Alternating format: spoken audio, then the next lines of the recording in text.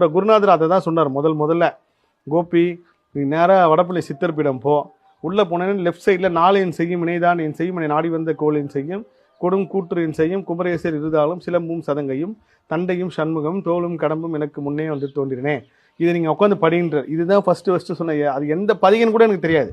கந்தர் அலங்காரத்தில் இருக்குன்னு கூட எனக்கு தெரியாது. அந்த இடத்துல தான் போய் எப்பயும் உட்காருவேன். கூட்டம் அதிகமாக இங்கே போய் நான் சைலண்டாக போய் உட்காந்துட்டேன். உட்காந்த உடனே ஒரு முருக பக்தர் ஐயா ஒருத்தர் சாது மாதிரி இருக்கார். அங்கேருந்து வந்தார், பக்கத்தில் உட்காந்துட்டாரு. முருகர் 600 அவங்ககிட்ட வாங்கி போக சொன்னார் பஸ்ஸுக்கு அப்படின்னாரு. ஐயா எந்த முருகர் அப்படின்னேன். வடப்பள்ளி முருகர்கிட்ட இப்போ தான் கேட்டேன். நானும் இவரும் தஞ்சாவூர்லேருந்து வரோம். இங்கே 2 பேருக்கு பஸ்ஸுக்கு 600 ஆகும், காசு கொடுங்கன்னாரு. என்னங்க சொல்கிறீங்க? முருகர் தாங்க வாங்கி போக சொன்னார்னே எனக்கு வள்ளியம்மா ஞாபகத்துக்கு வராங்க.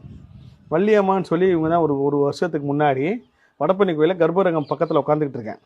அங்கேருந்து ஒரு அம்மா வித்தியாசமான உருவத்தில் வராங்க. நீ வள்ளி அம்மா வித்தியாசமான உருவத்தில் வராங்க, வித்தியாசமாக வராங்க.